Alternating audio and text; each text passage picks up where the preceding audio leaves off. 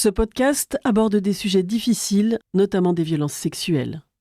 Je m'appelle Amina, j'ai 19 ans. Je viens de Sierra Leone. Je suis là aujourd'hui parce que je suis une victime de violences et de trafiquants et de prostitution aussi. Après le succès de la saison 1, nous avons été contactés sur les réseaux sociaux de La Vie en Rouge et au Mouvement d'Uni par de nombreuses personnes qui souhaitaient à leur tour enregistrer. Cette saison 2 accueille ainsi de nouvelles personnes, soit venues après avoir écouté le podcast, soit parce qu'elles étaient accompagnées par le Mouvement d'Uni et y ont vu la possibilité de s'exprimer publiquement sur leur histoire. Elles ont conçu et réalisé ces épisodes en choisissant les thématiques qu'elles voulaient aborder, en participant au montage et en s'engageant dans un mouvement collectif. On nous parle souvent du choix. Elles ont choisi, elles aiment ça. Elles savent où elles vont. Nous, survivantes d'inceste, de violences intrafamiliales ou de prostitution, on cherche la dissociation. Nous, les survivantes de la prostitution, on est les dernières oubliées du mouvement MeToo. Moi, j'avais pas l'impression que c'était un métier, c'était un calvaire. Maintenant, j'ai 58 ans. J'avais 45 ans quand j'ai commencé. Alors, comment une banale jeune fille qui a pas spécialement de problème dans sa vie peut se retrouver sur le chemin de la prostitution. Je suis survivante de la rue, je suis survivante de la prostitution. J'avais envie de tout détruire, de casser toute ma vie. Je me retrouvais dans la prostitution de nouveau. Et on peut pas guérir le viol avec le viol. On a survécu. La Vie en Rouge, un podcast conçu et réalisé par des femmes ayant connu la prostitution. Saison 2, épisode 15. Comment j'ai réussi à m'échapper? Je m'appelle Amina, j'ai 19 ans. Je viens de Sierra Leone et aujourd'hui, je suis là parce que je suis la voix des numereuses filles qui n'est pas parlée à cause des peurs et des hontes et tout. Je suis une victime de prostitution et des trafiquants aussi. Je suis avec Mouvement d'Uni et j'aime tout le temps parler avec des autres filles là-bas. Tu as entendu les podcasts que ton assistante sociale t'a fait écouter et ça t'a plu et tu as eu envie de le faire à ton tour. Oui, c'est pour ça mon assistante sociale là-bas, elle a proposé si j'ai intéressant pour faire un podcast là. J'écoute tous les podcasts. Après, j'ai dit oui parce que c'est très unique. Qu'est-ce que vous faites là? C'est très cool et tout. Et j'aime parler de mon histoire comme ça. Depuis 2 ans, j'ai allé au lycée et je suis les élèves ASSP. C'est accompagnement sur service à la personne et tout. Et mon rêve, c'est devenir rente à l'école des infirmières. Sierra Leone, c'est mon pays, mais je ne vis pas là-bas longtemps parce que ma famille nous fuit à aller au Gambie. Il y a beaucoup de problèmes traditionnels et culturels. Comme j'étais petite, ma grand-mère, elle vient prendre à moi. Après, nous aller au village. Après, elle a fait des circoncisions pour les femmes, pour moi. De l'excision, oui. Des excisions. Il manque un peu, j'ai mort et tout. C'est pour ça que nous allons au Gambie. Oui, tu as failli mourir et ta mère est venue te récupérer et vous êtes partis en Gambie. En Gambie, oui. C'était un peu une société. Une société secrète, voilà. Oui, c'est une société secrète en Sierra Leone. Il s'appelle les Bondo Society. C'est une pratique très barbarique. C'est très violent pour les femmes. Et il y a des possibilités aussi, les femmes, elles meurent. Nous allons à Gambie en 2007. Nous restons là-bas comme les familles normales. Moi, j'allais à l'école. Ma mère, elle a commencé pour faire un petit business. Elle vend les vêtements africains et tout. Et mon père, il fait l'électricien. There was a woman that came to my mother's store one day in the Gambia. It was on the 6th of October, 2021.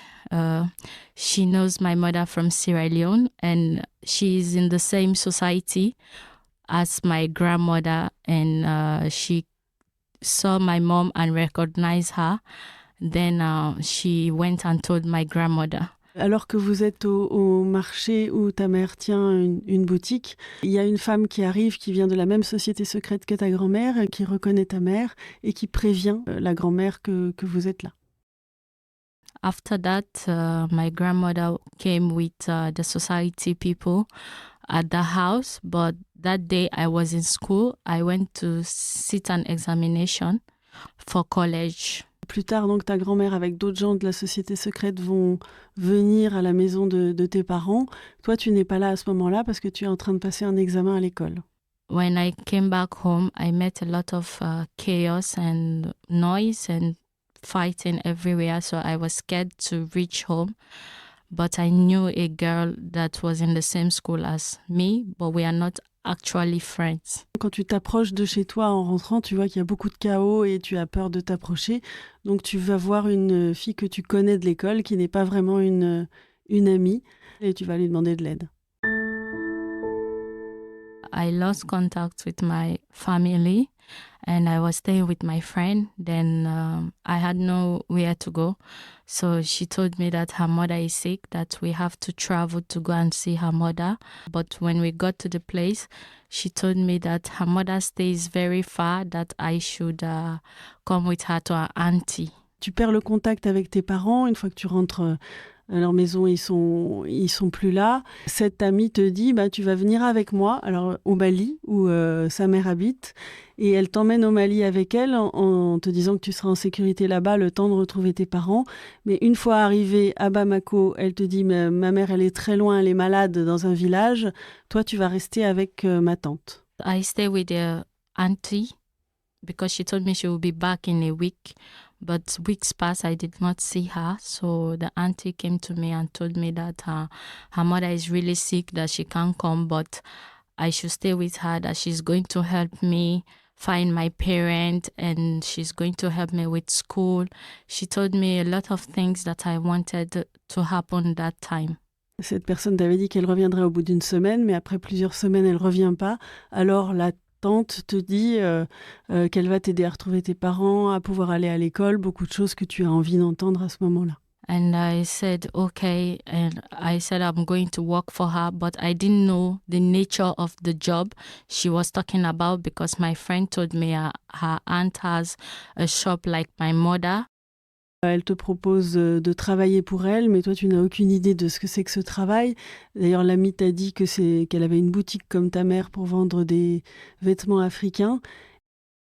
So I said, okay, I agreed to the work. Then after she told me that I was going to work for her as a sex worker. Alors après que tu as dit que tu étais d'accord, elle te dit que ça va être en fait en tant que prostituée que tu vas devoir travailler pour elle. So I said no, and she has other boys that stays with her. So she asked them to rape me until I give in to their requests. Une fois qu'elle te dit ça, tu lui dis non. Et il y a d'autres hommes qui vivent sous son toit et elle leur demande de te violer régulièrement jusqu'à ce que tu cèdes. I tried to escape 2 times, but I wasn't successful. Oui, tu as essayé de t'enfuir 2 fois, mais sans succès, notamment parce que tous les gens autour sont mêlés à ce trafic. Ouais. And not long after that, I start to work with her because I don't have any choice. Et tu n'as pas le choix ensuite que de céder et de faire ce qu'elle te demande. Then she told me that we were going to travel, that I should get prepared. She bought everything. Then we traveled to Portugal. Elle te dit que vous allez voyager, qu'elle va tout préparer pour que vous puissiez voyager et que vous partez pour le Portugal. But I didn't know we were going to Portugal unless the time we arrived at the airport, because it was announced at the airport. Tu savais pas du tout que tu allais au Portugal, hein, c'est simplement en entendant l'annonce à l'aéroport. Et à ce moment-là, en fait, tu sais qu'elle t'emmène pour la prostitution. Ouais. Parce que tu es très contrôlée. Ouais. Tu n'as aucun choix. À l'arrivée, en fait, elle vous a fait voyager. Vous êtes beaucoup d'autres femmes qui sont victimes de ce réseau. Et pour que la police ne soupçonne rien à l'aéroport, elle fait comme si vous étiez mariée avec des hommes qui sont à côté, comme si c'était des couples qui arrivent. Oui, c'est comme ça. Après, nous prenons une voiture, nous allons à une location très cachée. Éloignée, oui. Oui. Et moi, je ne connais pas quelle ville ou qu'est-ce que ça situe ou pas. Mais c'est c'est comme les villages. Il n'y a pas beaucoup de maisons là-bas. Et nous ne sortons pas. Et comme ça, nous restons là-bas 2 semaines. Après, il y a beaucoup d'hommes qui viennent, les clientes, pour faire des relations sexuelles avec nous. Et vous avez aucun choix, vous êtes contrôlé et vous êtes obligé aussi, avec aussi des drogues. Oui, tout le temps, comme les clientes ils arrivaient, les hommes qui surveillent nous, il va donner un médicament. We are not conscious of what we are doing. Oui, ce sont des médicaments qui agissent sur le cerveau et qui font qu'une fois que vous les avez pris, vous n'avez plus conscience de vos actes. Yes. And sometimes the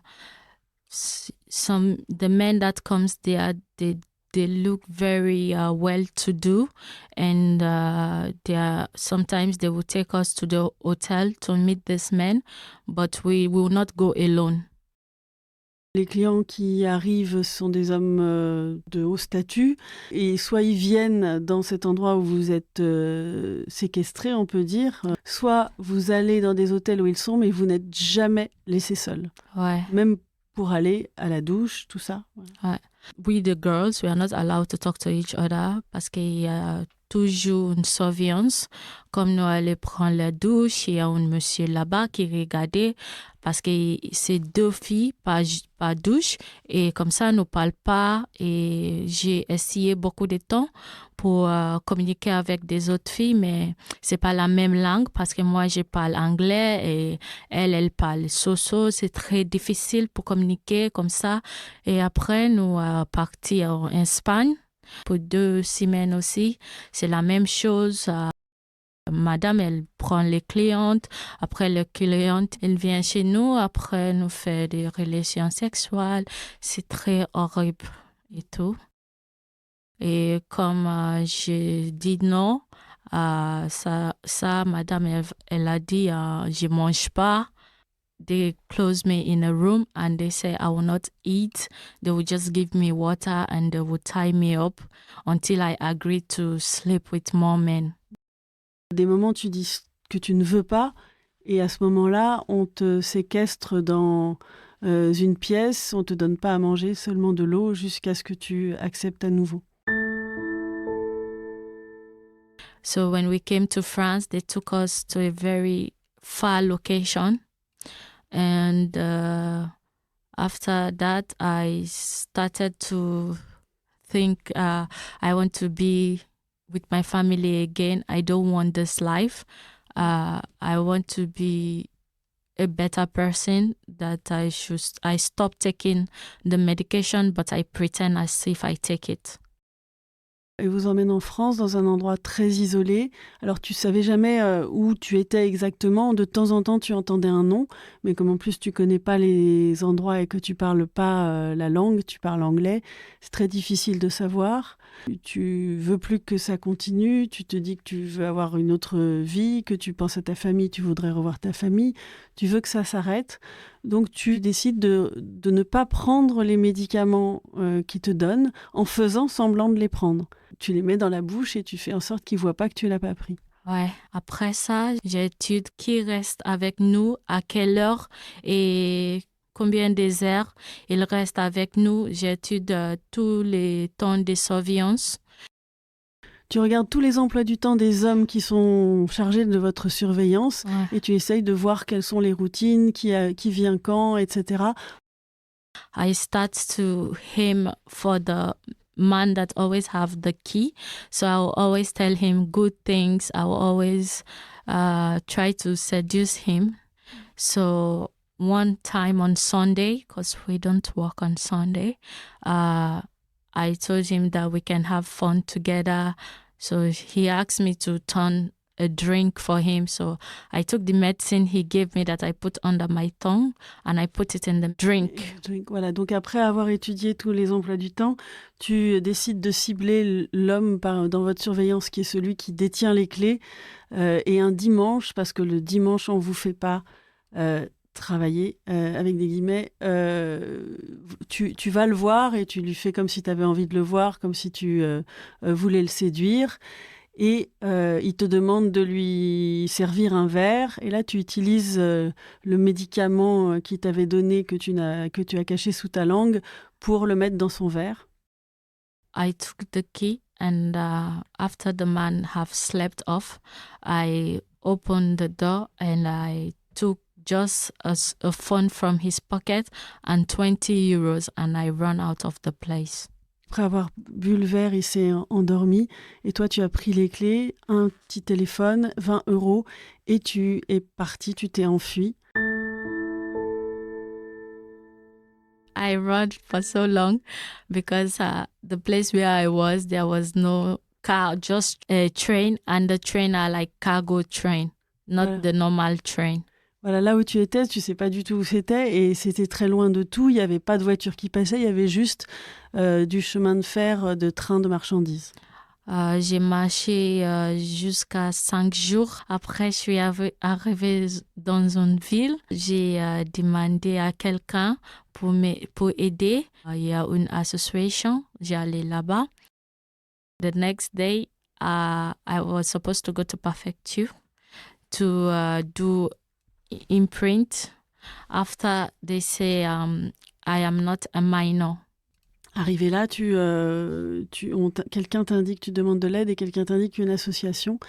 Et cette association t'héberge une nuit et t'emmène ensuite à la préfecture où tu dois faire une prise d'empreinte pour voir comment tu es enregistré en France. Voilà. Et en fait, là, on te dit que tu n'es pas mineur, que tu as 25 ans, je crois. Ouais. À l'époque, tu as 17 ans, hein, il faut le dire. Voilà, parce que, évidemment, les trafiquants, les proxénètes ont fait des faux papiers avec lesquels tu es entré en France. Et donc, on te demande de prouver que tu es bien une enfant, en fait. Après, j'arrive à Paris.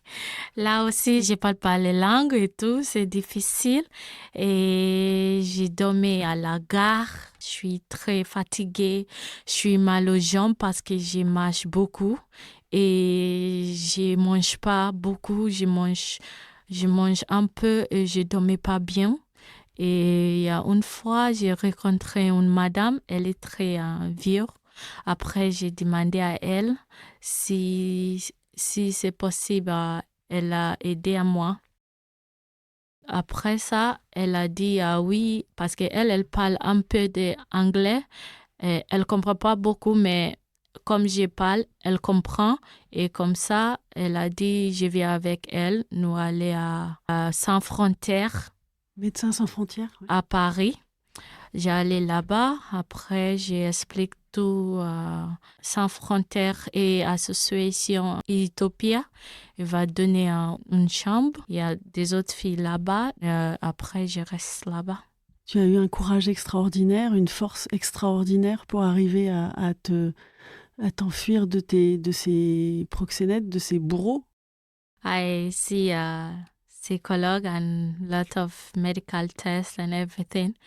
Then every day I cannot sleep. I cannot function properly because I wanted to see my family. So I speak to my psychology that I want to see my family. But I always have a piece of paper with me that has the contact for my family because I try to a lot of times to contact my family, but I couldn't reach them. Donc, une fois que tu es arrivé avec l'association, tu es totalement épuisé, tu n'arrives pas à dormir, tu n'arrives pas à fonctionner. Évidemment, il y a tout le trauma et il y a aussi le fait que ta famille te manque énormément, que tout ce que tu voudrais, c'est voir ta famille. Tu as toujours, depuis le départ, gardé le numéro de téléphone de ta famille, mais que tu n'as jamais réussi à les contacter pour le moment.